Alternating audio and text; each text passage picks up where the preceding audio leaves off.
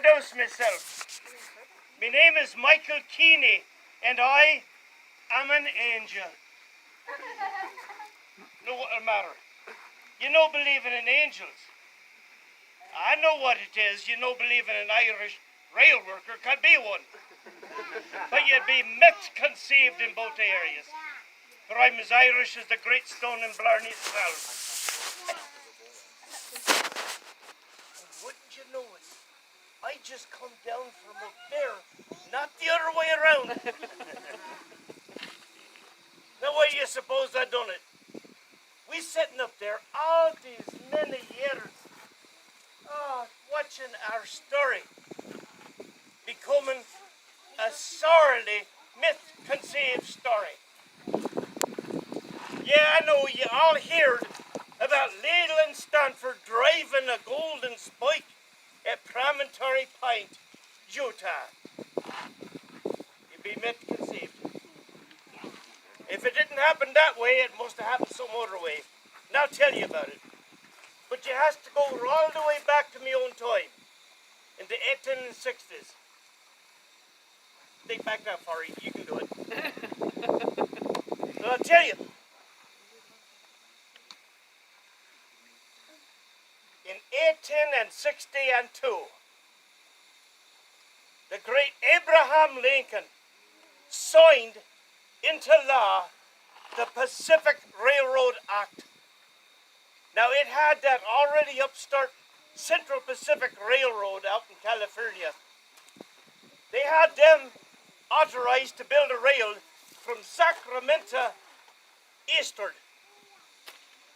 And out there in Omaha, Nebraska, my own Omaha, it formed up my own great Union Pacific Railroad and authorized us to build a rail from Omaha westward out to meet the Central Pacific. What year did I tell you it was? 1862. 1862. What is happening in this country in 18? War for Southern Independence. There you go. Well, I has to tell you there's nothing civil about it, but it was called the Civil War. And the three things you has to has a railroad. You has to has money. You has to has material. And you has to has manpower to build it. Where do you suppose all of the money, the manpower, and the material of this country is going? War. Sure weren't going to build no railroad. So it was, by the time of that great uncivilish war, in 1865, both those railroads had managed to build together 4-mile track. Well, I'll give you a hint here. You suppose anybody thought we'd be able to do it? Not even Abraham Lincoln thought we was going to build a railroad across this great nation. But I'll give you a wee bit of insight.